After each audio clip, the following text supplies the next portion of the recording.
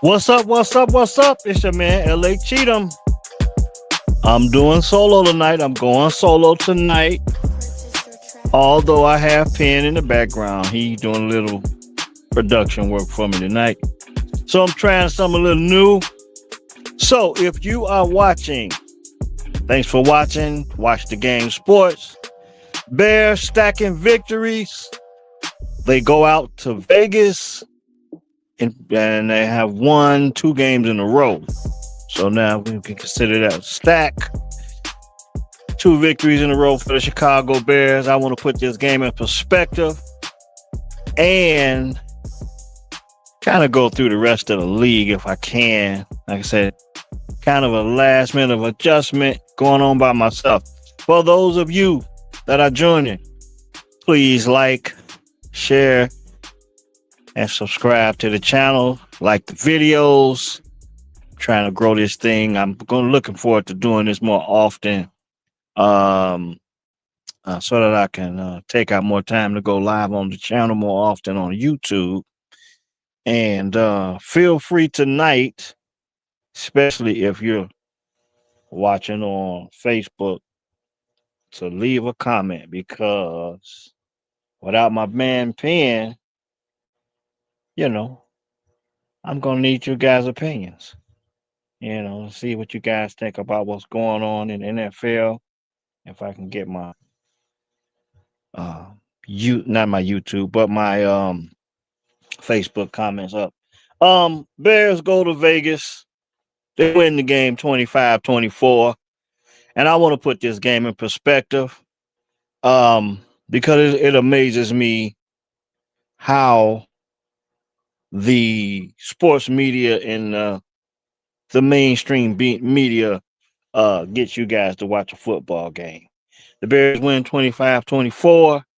So with that being said, let me point out who I think the main contributors were. Kevin Byard, 2 interceptions in this game. He kind of set the tone for the Bears defense and the Bears as a team with 2 interceptions. He's the player of the game. In my opinion, Tyreek Stevenson went out and had himself a decent day as well. I think he had an interception as well. Cairo Santos did his job with him having a little pressure. What I think was Moody coming in into camp. I think the Bears picked up. I forget the kicker's name. Last name Moody. Um, Coming into Alice Hall for some competition, and I guess that inspired Cairo Santos to have a day in Vegas. Shout out to all those people that went out to Vegas, all those fans that went to Vegas and invested their time and money and going to watch the Bears and the Las Vegas Raiders. A couple of those people I have in mind. Of course, the Taylor Made boys, Steven and my man Chris. They went out and checked out the Bears and the Raiders, and the Bears made it worth their time to come out and take a look at the Bears and Raiders in Vegas. Also, shout out to Ike Washington, one of my homeboys. He went out, him in the class of '87, East Chicago Central, East Chicago, Indiana. Some of his guys, they went out and checked out that game. So just a few people that was, had the pleasure of going out and watching that game. Bears taking the victory 25-24 in Vegas. Couple takeaways from this game. Like I said, I really want to put it in perspective. Bears with a much needed win in Vegas. Like I said before, it amazes me how the sports media and mainstream media gets you guys to watch a football game. It's so much heavily predicated on how the quarterback plays, and since that's where all the attention pretty much goes for the casual fan. Let me see. I think Caleb Williams had a decent day. 22 of 37, 212 yards. And let me see here. Caleb Williams numbers for that game. I had it up. I lost it just that quick. Okay, here they go. Uh Caleb Williams, 22 of 37, 212 yards, one touchdown, one interception. I gave you my player of the game, which was Kevin Byard. I think he had probably one of the biggest impacts on the game. Um, Rome Odunze with a touchdown catch, DeAndre Swift with a touchdown run for the Bears, and I believe the rest of the work was pretty much done on the scoreboard by Cairo Santos. So that kind of wraps up the scoring for the Bears in Vegas. Um, in my perspective, what is a good performance for a quarterback? But in my opinion, he needs to take care of the football. That's the first. That's the first job, first and foremost job of a good quarterback, in my opinion. A really good game for a quarterback is to be able to throw for multiple touchdowns, or contribute to multiple scores, either with his feet or via the pass. In my opinion, that's two or three touchdowns for a quarterback in one game.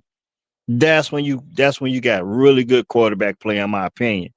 The yardage, that's hit or miss because the defense can determine what the defense and special teams, they have a really important part on where on the field position that offense may have. So Bears going to Vegas and get a victory. Big time turnout by the Chicago Bear football fans. And it was well worth the trip for them, I would like to say. Well, I would like to think.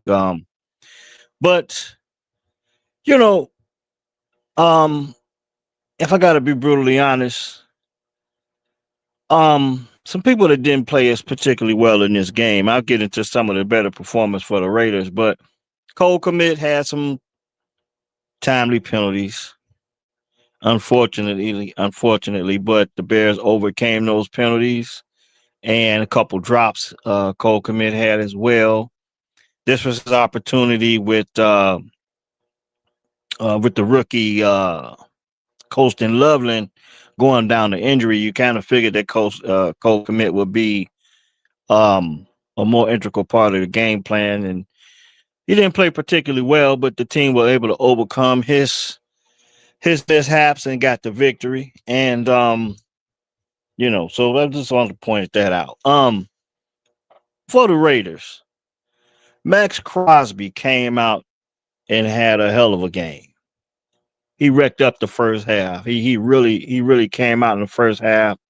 He was all over the place. He had batted the ball down, got an interception, and he really wrecked the game in the first half for the Chicago Bears. I think they went up at half. I can't remember if they were winning at halftime. But anyway, he went out. Max Crosby had a hell of a game. Ashton Genty, 3 touchdowns. This was his come out game. This was by far his best, by far his best performance as an NFL rookie so far. He had been kind of held in check for about 3 weeks, but I counted in the first half. Ashton Genty, 9 carries for 91 yards. I think he had a 64-yard touchdown run, and I think he had about 2 touchdowns at halftime. I think he had two rushing touchdowns, was it?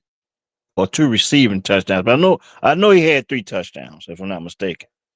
But, Geno Smith. When you look at the Bears' past 2 victories, you can heavily criticize the Cowboys' defense, and you can heavily criticize Geno Smith's performance in Vegas. So, in my opinion, the Bears still have a lot to prove in the league. The 2 must-win victories for them going into a bye week. You want to go into a bye week on a high. I think they absolutely done that. And I think when they come out, they'll be taking on the Washington Commanders. For some reason, I'm not seeing my Facebook comments come in. But you know, looking forward to the bye week. Um, going to kind of keep it going along. Going into the bye week, I'm gonna look ahead a little bit tonight. But some of the things that the Bears need to tighten up on is being better at stopping the run. Of course, being better at running the football. I think you need to see more of a contribution from Kyle Monunga. I think we kind of know, even though he can play well, we kind of know we got a pretty good idea of what DeAndre Swift is. He was 14 carries for 38 yards on 2.7 yards per carry average with one touchdown. His longest run was of 13 yards. He did have a touchdown. Kyle Monunga, I think you need to see more action. I think the next couple weeks maybe he can fine tune his game in the passing on passing downs, and I'm thinking that may be what limits him and his ability to get on the field in some situations. Still, still don't know why we don't see Roshan Johnson. I believe the Bears have suffered in the run game enough to the point where Roshan Johnson should at least be getting a carry or two. They experimented with DJ Moore. I really don't care for how that's going, but I think Roshan should have an opportunity to run the football. If you can get 4 carries, you need to get more opportunities for Kyle Monangai. He had 4 carries in in Las Vegas. If we can get Roshan those 4 carries just to see what he could do, because the Bears need a big bump in their rushing attack.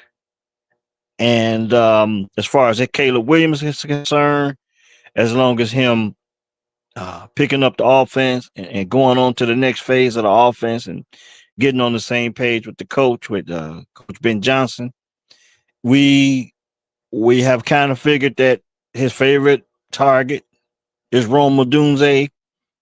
I'm not sure how many receptions Rome Odunze has on the season so far this year, but I think he's the leading receiver for the Bears, and I think DJ Moore is the second leading receiver for the Bears.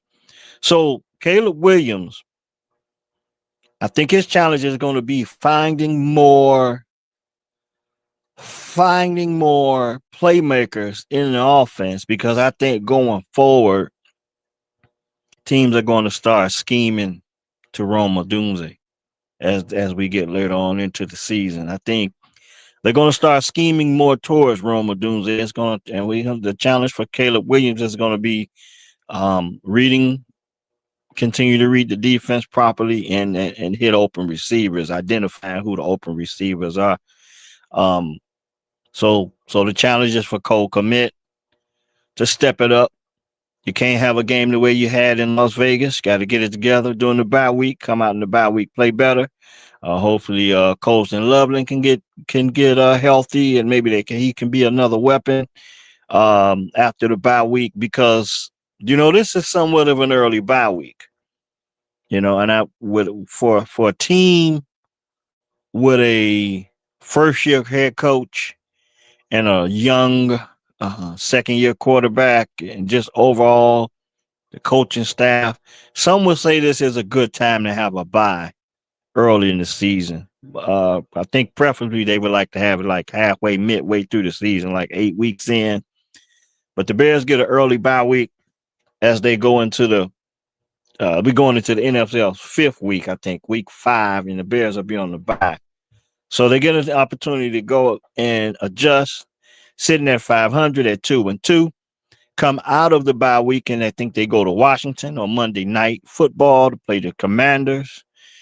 And everyone remembers what happened when the Bears last went to Washington to play the Commanders. Tyreek Stevenson was the scapegoat, I guess you could say, for his inability to focus on that last play of the game on that Hail Mary pass from Jaden Daniels. I forget who the receiver was, but everyone knows Tyreek Stevenson will probably get a lot of attention going into that game.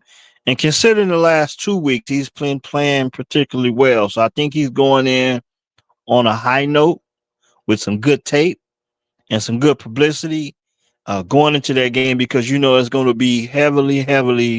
I think it's going to be a big storyline going into that week of week 6, I believe it is, Monday Night Football. Tyreek Stevenson is going to be a big focal point for that week. So, but he's playing particularly well. Speaking of the Washington Commanders and going into week 6 on Monday Night Football, they went into Atlanta and they lost to the Atlanta Falcons. And Jaden Daniels didn't play in that game. So the question is, I'm thinking Jaden Daniels will be back by the time the Bears play the Commanders in Washington. And bear with me because it's tough tonight going on without my man Penn. And, you know, I've got so used to him going on and giving me his opinion, adding his depth and his opinion to the show. So it's, like I said, this last minute, it's kind of tough, but it'd be interesting to see if Jaden Daniels is healthy. I want to believe he'll be healthy to play that game on Monday night. And going into, let me look at this Commanders Falcons game, and then I want to look around the league, around the NFC North specifically, and check out how the rest of the teams in the division did. But looking at the Bears' next opponent, the Commanders, they played against the Falcons, like I said, and I think they lost 34-27. Marcus Mariota was the quarterback for that game, and he got going a little late, but I don't expect to see Marcus Mariota in that game against the Bears. Let's see what his stat line was. Marcus Mariota was 16 for 27, 156 yards, 2 touchdowns and an interception as the Falcons beat the Commanders 34-27. But, I don't know a whole lot about the Washington Commanders. But I do expect to see a Jaden Daniels back by the time they play the Bears in week 6 on Monday Night Football. What kind of data the Falcons have? The Falcons coming off a loss. They beat them 34-27. And Michael Penix, 20 of 26, 313 yards, 2 touchdowns, interception. After I forget who they lost to the previous week. The action is moving so fast in the NFL. It's kind of hard to keep up. You kind of keep the action in the rearview mirror. But from week to week, it's amazing how when the critics from week to week, when you win a game this early in the season, you're damn near a playoff contender. And when you lose a game, you lose 2 games in a row, then it's critical, and you might be, your season may be damn near over when you think about it. It's important to get off to big starts for these teams throughout the league. But so there you go. The Bears got the Commanders coming up Monday Night Football in a couple weeks after the bye. Let me go through. I was able to watch a lot of football over the weekend, but the games I want to focus on for this past week was some of the divisional games. Those are the NFC North games. Those are the important games on the schedule from a perspective of Chicago Bears and Bears fans. So I'm gonna go through that. On Sunday morning, we were all able to wake up at uh, 9:30 Eastern, 8:30 Central. We were able to watch the Pittsburgh Steelers beat the Minnesota Vikings. And the Pittsburgh Steelers pretty much dominated this game. And the thing about it was that I took away from this game was there was a crucial moment in this game where Aaron Rodgers and he encouraged. They had just scored a touchdown, and I forget what the situation was, but they scored a touchdown, and they were up 2 scores already. And Aaron Rodgers influenced him and the offensive line, offensive coordinator, offensive team of the Pittsburgh Steelers influenced Coach Mike Tomlin to go for it.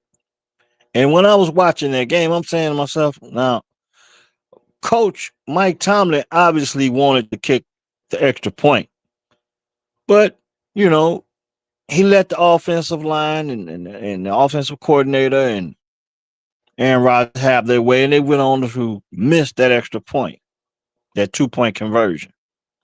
They went for two. He wanted to go for one, but he went ahead and let them go for two. They missed the 2 point conversion. The crazy thing is they were still up by 10 at that time. And that extra point would have put them up another point, but they went for two. And I thought to myself, this is Aaron Rodgers having a direct effect on what's going on the sidelines with the coaches when it comes down to the Pittsburgh Steelers. And it'll be interesting after I saw them miss that 2 point conversion, how much how much Mike Tomlin will allow Aaron Rodgers to influence him on situations like that, whether or not they're going for it on 4th and short, or if they're going for a 2 point conversion. I think in Pittsburgh that's gonna be something to watch.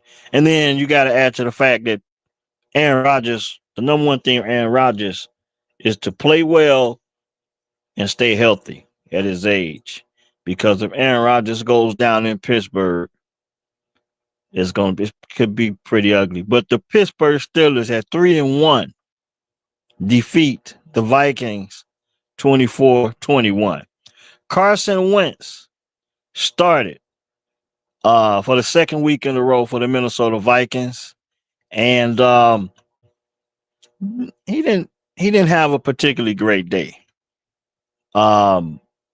Statistically, I think that one play, that 2 point conversion that the Pittsburgh Steelers missed out on, I think from that moment on, that kind of turned the tide, and at the end, the Vikings had a chance to win this game. Carson Wentz was able to stack some stats up. He was 30 or 46 for 350 yards, 2 touchdowns, and 2 interceptions. To be honest with you, that's not what I saw. I saw a Pittsburgh Steelers team just totally dominate the Vikings. And then later on, like I said, after that 2 point conversion miss by the Steelers, the Vikings were able to make some plays and get back into their game. The Vikings at 2-2, right along with the Bears, and at the top of the division now for the NFC North is the Detroit Lions. After getting dominated by Green Bay in Week 1, the Detroit Lions have put together some really, really impressive victories. They go out in Week 2 and, of course, beat the Bears. And then they went out in Week 3, dominated the Baltimore Ravens. The Ravens was a team that I had to pick going to the Super Bowl. But now it appears that Lamar Jackson is injured. So that's going to be interesting. And but the Lions dominated Baltimore, I think, in Week 3. And then they went out after Cleveland Browns had a They won a game. They beat the Green Bay Packers at home in week 3. After the Packers dominated 2 weeks in a row. The Packers come out week 1 and week 2. Of course, they dominated the Lions, and then they went out and had a physical win against the Commanders. Then they go out to Cleveland and lose that game 13-10.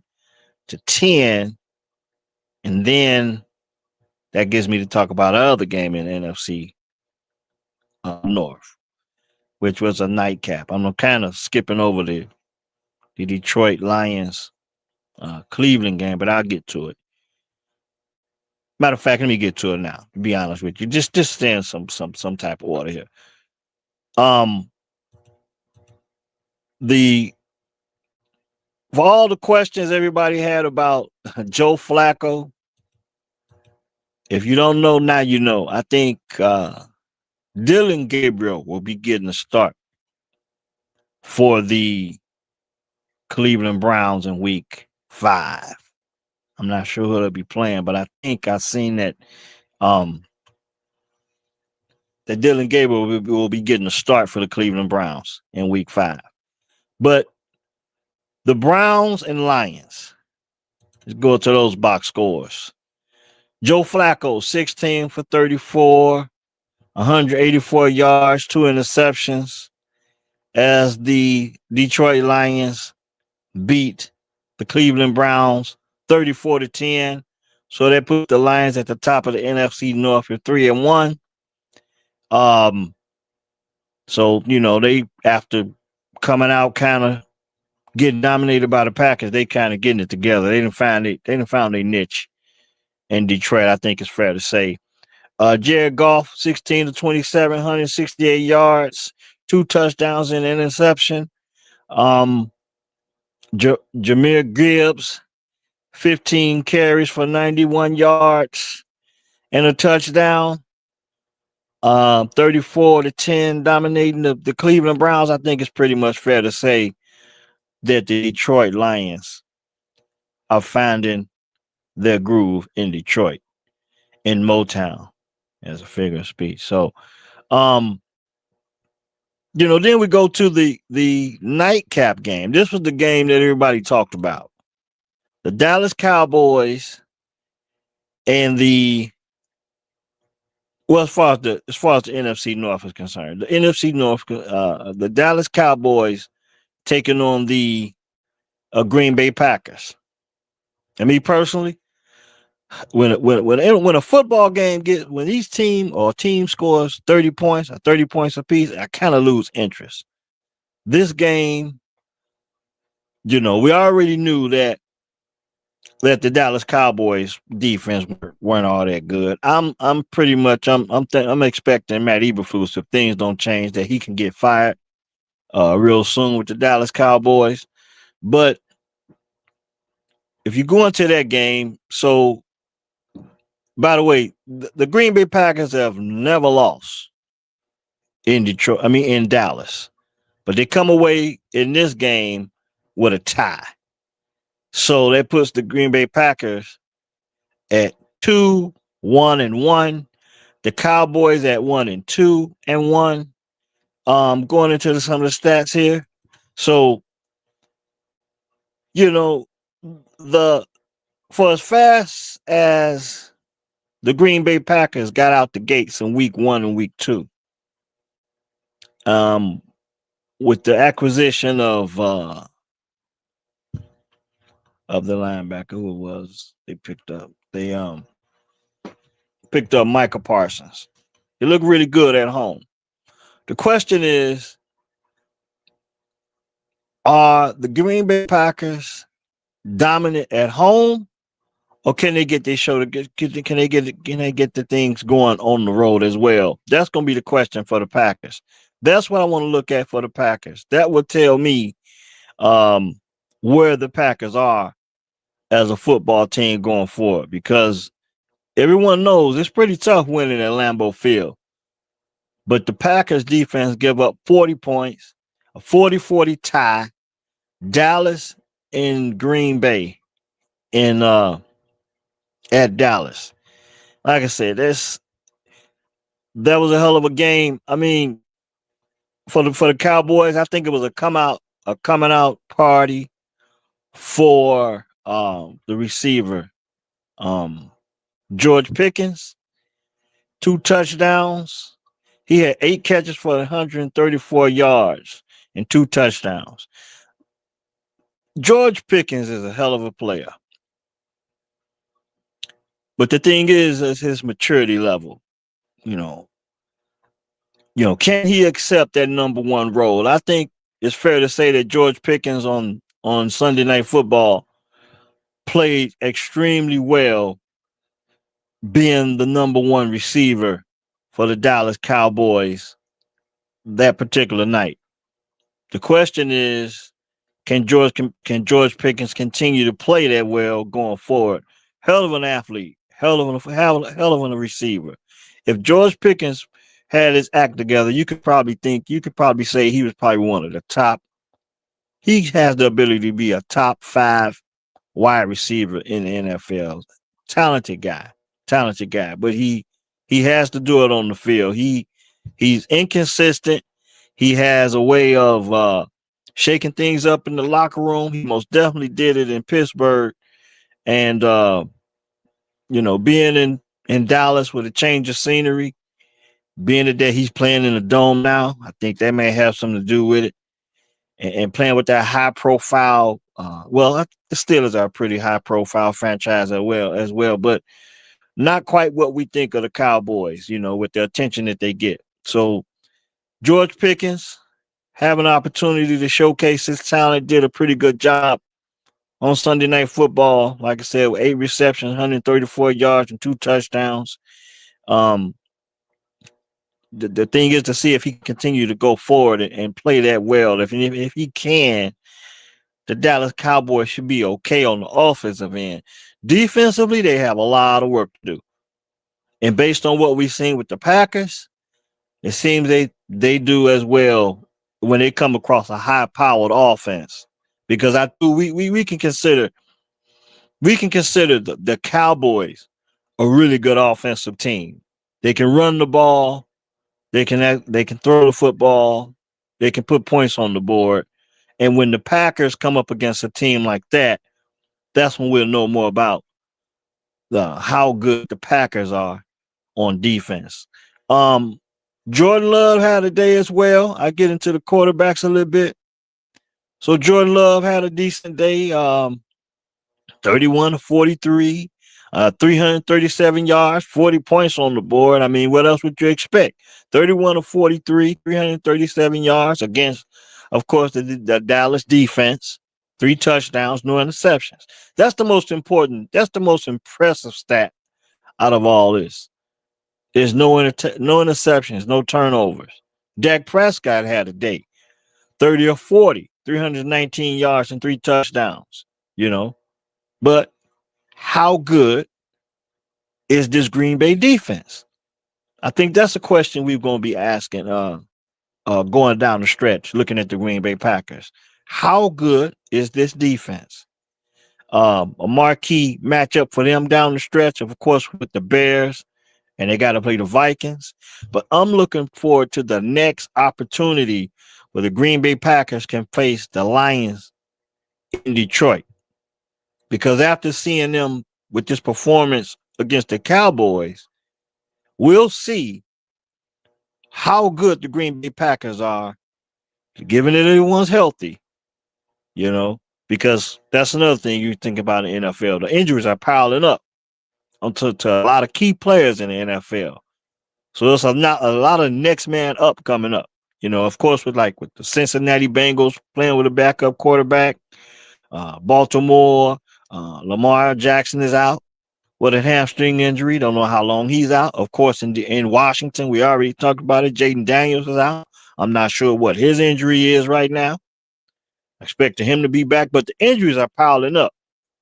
And when you think about that injury to Tyreek Hill in the Dolphins Miami game, which I have not talked about. I'm just talking about the injuries, putting that in perspective. But interesting thing with this early in the season, And some key players are getting injured around the league in the NFL. Some key players are getting injured, and that's going to be. It was to be expected because that's the nature of the game. But early in the season, it's going to have a lot to do determining, you know, who's playoff, getting ready for the playoffs down towards the end of the stretch in these divisional races and stuff like that. These injuries are going to play a big part. But of course, for the Cowboys, when they get CD Lamb back, he was out. Of course, he got injured going up against the Bears. But it's going to be really interesting as far as the NFC North is concerned. With the Green Bay Packers, the Detroit Lions, I think it's kind of hard to say until those two teams meet up again. Of course, the Vikings with JJ McCarthy being injured, um, and question whether or not they were going to go with Carson Wentz, how long they're going to stick with him, stuff like that.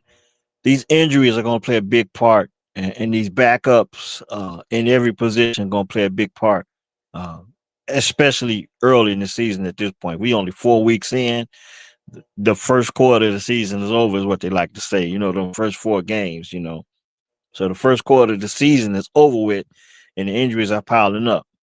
But as far as the NFC North, how good are the Detroit Lions, and how good are the Green Bay Packers, especially on the road? That's going to be telling going forward. Um, just to get some of the around the league play, some games that kind of stood out for me. Of course, I talked about Lamar Jackson getting injured, playing against. They went up against the Kansas City Chiefs. I think that was a big, big game in that 3 o'clock, 4 o'clock time slot. I think for those of us that were watching that Bears game, that's where all of our attention went. But I think early in that time slot, most of the people were probably watching this game. The Ravens and the Chiefs. The Chiefs at 2-2, they dominate the Ravens 37-20. Um, it seems like they're getting it back on track. That's yet to be seen. We got to see how that's going to go. Patrick Mahomes, 25 or 37, 270 yards, 4 touchdowns. Impressively. Didn't turn the ball over, no interceptions.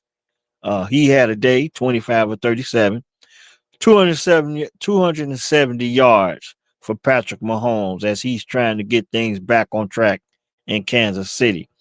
That Kansas City defense, in my opinion, it still doesn't get enough attention and credit in this league. But I think they'll have a say. It's just all about the offense, the players on offense for the Kansas City Chiefs getting healthy and and coming to form in KC. If they can continue to show their play up form, and we're so used to seeing them play well and late into the season and into the playoffs. The question is now the Baltimore Ravens at 1-3. I had this team picked to win the Super Bowl. Now this team will be lucky to be a wild card team as it stands. I don't want to lose faith in my pick, but there is trouble in Baltimore. Lamar Jackson down with the hamstring injury. Before he went down, his stat line was 14-20, 147 yards, touchdowns, and an interception. And Lamar Jackson has a lot at stake. He has to win the big games. He has to get to the playoffs. I think the thing with the Baltimore Ravens is that we wouldn't be surprised if the Baltimore Ravens made a run and got back into this thing. I wouldn't be surprised because the big thing for the Ravens is to win the AFC Championship game. It's not just to get to just to get to the playoffs. It's not just to win a game. It's to get to the Super Bowl. And right now, it's not looking all that good for the Baltimore Ravens, especially when you think about the fact that Lamar Jackson is injured and that defense isn't particularly good. So, a couple things to look at. You know what I mean? The Ravens, how are they going to bounce back from this 1-3 start? They're in the hole. If anyone's capable of doing it, I think they are, but they have to do what's necessary on defense to get it done. And you definitely got to get Lamar Jackson back. That has to happen. And they have to every week from now on out, the especially at least 6 weeks in. When you get to week 6 and you don't have enough victories in the NFL, every game counts at that point. Right now they're at 1-3. So I think the pressure's on in Baltimore.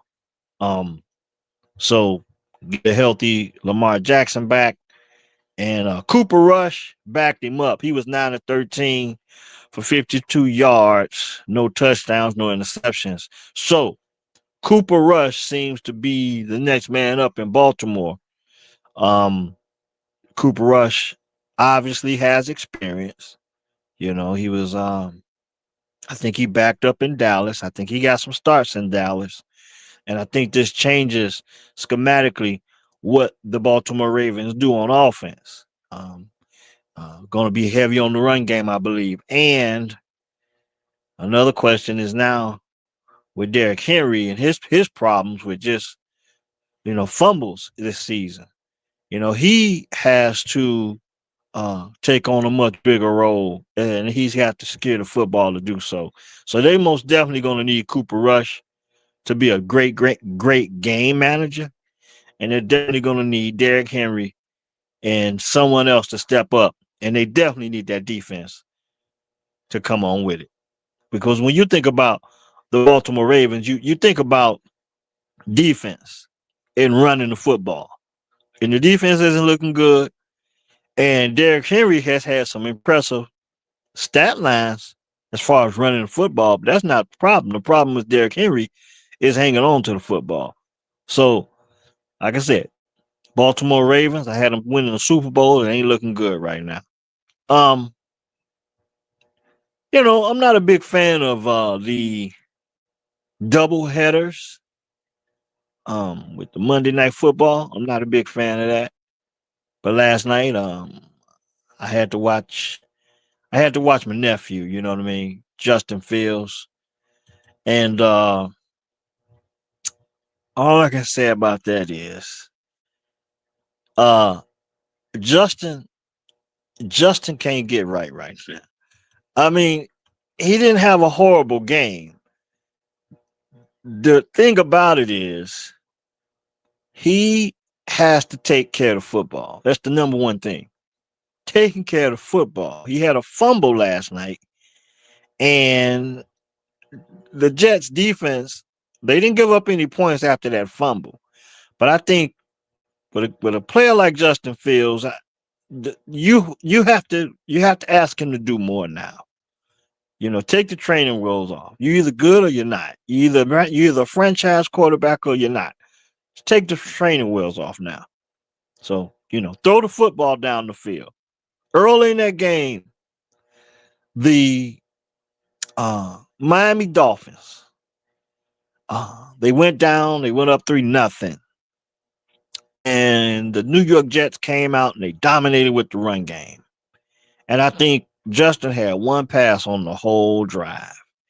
And they got all the way down to the goal line in the red zone. I think it was like the 5-yard line. And then I think it was who was the running back that had I think it was Braylon Allen. Braylon Allen fumbled the football down by the goal line. Now, this is the thing.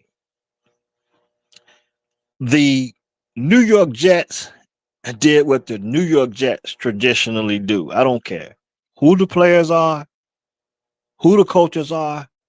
Once they put on that green and white, something horrible happens.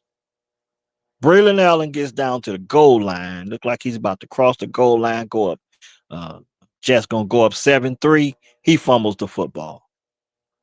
No points. Um, The Miami Dolphins, you're talking about a team that got it together, although they lost Tyreek Hill probably to a season-ending injury. He had a suffered a dislocated knee, is what they're reporting.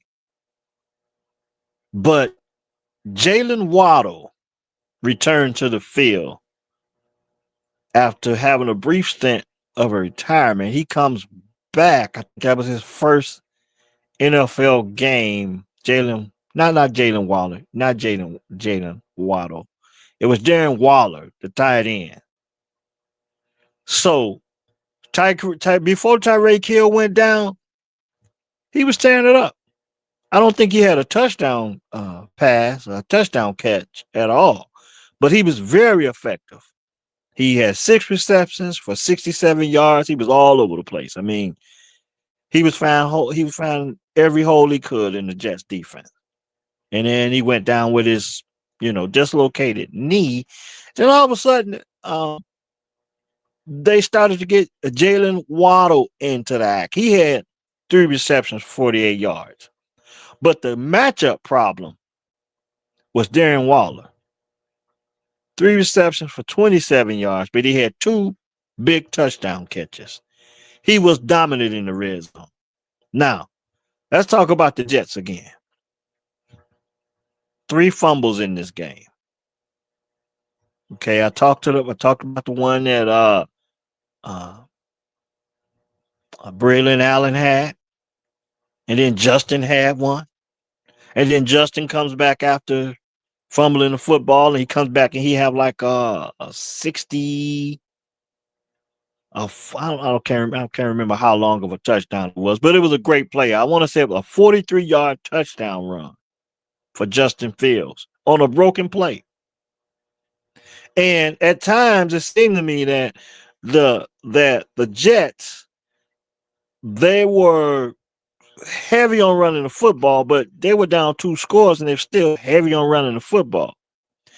All of a sudden, when they asked Justin Fields to throw the ball, he didn't look that bad. He didn't look that bad. He had the fumble, he had the run, he had the touchdown run, and for a touchdown. But he didn't look that bad. Now, you could say the Jets took 12 points off the board. Of course, the fumble by Braylon Allen on the goal line. And then later on in the game, Justin Fields hit Garrett Wilson.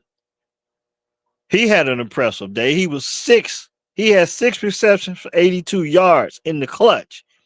But they had a pass interference call back, a touchdown. So that's another 6 points taken off the board. So the Dolphins dominate the Jets 27-21. And I mean dominate. They dominated the line of scrimmage. That score is not indicative of how that game went.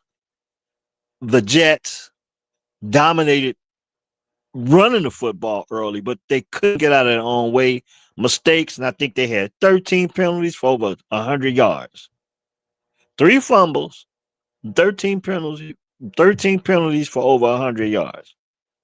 You can't get out their own way. So, they were really impressive running football, but I think they need to ask Justin to do more early in the game. Throw the damn ball down the field. Bottom line, they don't have a second receiver, but okay, throw the damn ball down the field. The other game, man, I didn't see too much of this game, but the impression I got was that the Denver Broncos are coming of age. They're getting it together in Denver. Sean Payton, 2 guys that I wanted to see coach the Bears before they, eventually got rid of Matt Eberflus and picked up Ben Johnson. One of them was Sean Payton before he went to the Broncos. I wanted Sean Payton. Wasn't able to get Sean Payton, and I wanted a Jim Harbaugh. Didn't get Jim Harbaugh. But it's fair to say those guys doing a tremendous jobs in their landing spots right now. Sean Payton with Denver with a young quarterback in Bo Nix. Bo Nix is also a quarterback that if the Bears were going to move off Justin Fields, he was a guy that I wanted. He was one of the guys I wanted. So I wasn't really high as high as everyone else on Caleb Williams because they all of the not off platform stuff and not playing on structure, not playing in structure. I kind of bought into that. And then the fact that they say that he didn't really want to come to Chicago, I kind of bought into that as well. So I started to think, if they didn't get him, maybe they can go get a guy like Bo Nix or Jaden Daniels or Michael Penix. That didn't happen. But the Broncos, they went and they dominated the Bengals and in impressive fashion. Sean Payton doing a hell of a job developing Bo Nix. Bo Nix Day on that second doubleheader game of Monday Night Football. Bo Nix. He was 29 of 42, 326 yards, 2 touchdowns, and 1 interception. Okay. J.K. Dobbins had a really good night running the football. He was 16 carries for 101 yards, no touchdowns. But I think that pretty much sums it up. 28-3. The Denver Broncos dominate the Cincinnati Bengals to go to 2-2. Bengals at 2-2. Broncos at 2-2. Bengals, of course, they are missing their quarterback. Jake Browning went out, and he wasn't very productive. 14 of 25, 125 yards, no touchdowns, no interceptions. They only put up 3 points. Joe Burrow injured. Don't know how long he's out, but I think it's evident that they need him. The AFC North is going to be interesting with these injuries of Joe Burrow and Lamar Jackson.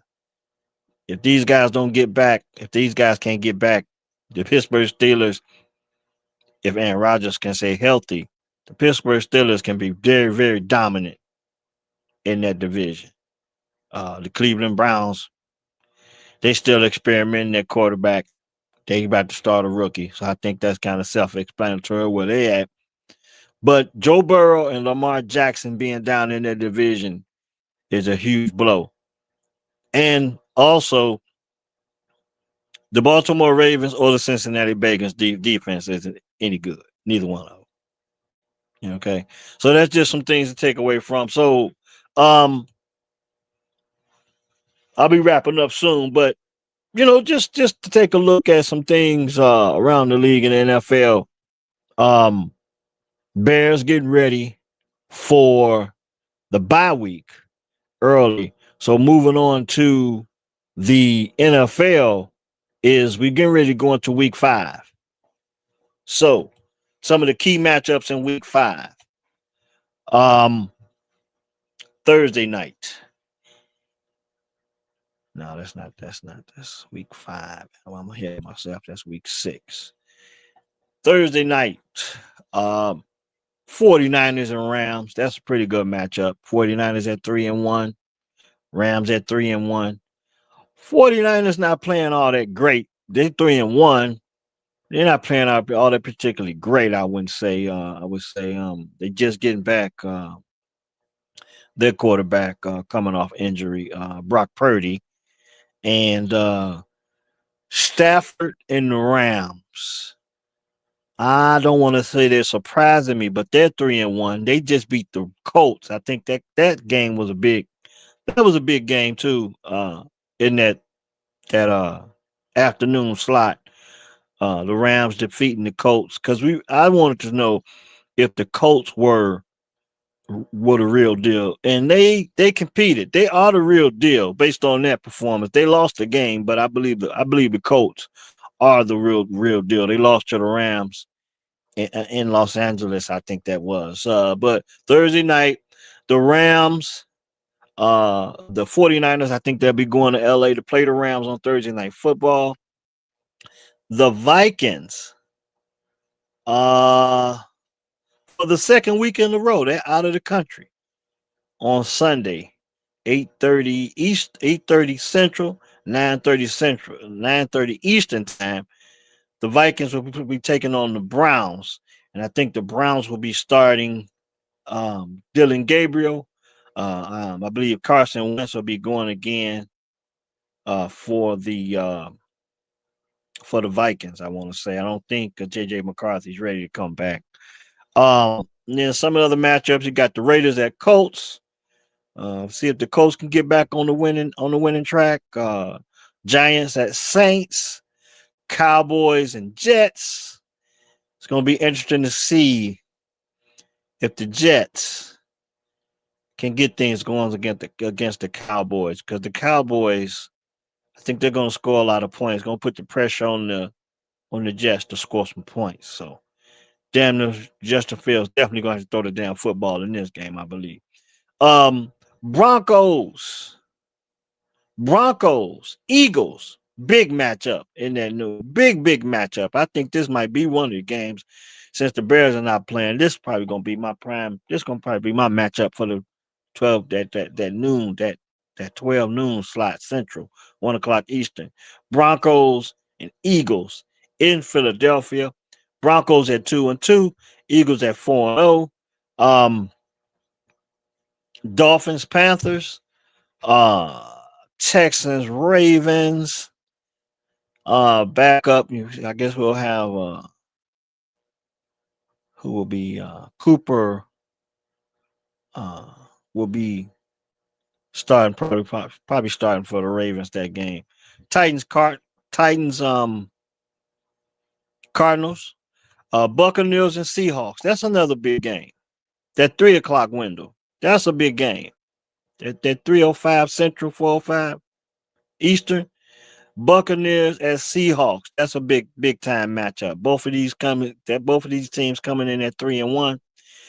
And this Bengals Lions game was supposed to be a big game, but it probably won't be, because Browning will probably still be starting for the Bengals, and I expect to see the Lions go in and dominate the Bengals in that game. The other Commanders with a tough test, going to Los Angeles to play the Chargers. The question of that is, will Jaden Daniels play in that game? Commanders going in at 2-2. Chargers coming in off a loss. They just lost to the Giants that I didn't talk about. Giants beat the Chargers in week 4. So the Chargers coming off a loss, they get the Commanders coming into LA. And then the Sunday night cap is Patriots at Bills, taking the Bills. Monday night, as we get back to a normal schedule on Monday night, I'm not too impressed with this matchup, but the Jaguars are 3-1, and the Chiefs are trying to get back over 500. So for that reason, we get a chance to see Trevor Lawrence on prime time to see if he's got what it takes. See if the Jaguars also a chance to see Hunter. What role is he playing in Jacksonville? Is he playing more corner? Is he playing more wide receiver? We get a chance to see on Monday Night Football when the Chiefs go into Jacksonville to take on the Jaguars. Jaguars, I think they're coming off a victory as well.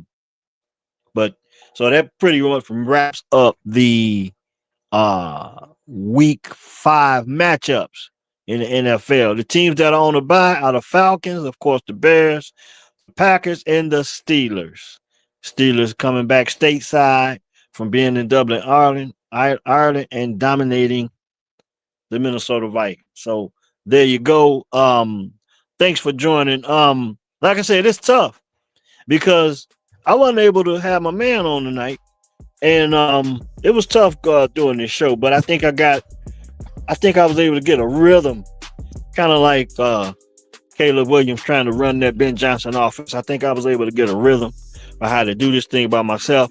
I'm going to be taking more opportunity to do this more often because I want to go on more often during the week. And Penn's schedule's kind of tight. I think we kind of go with him once day a week as we try and build this channel.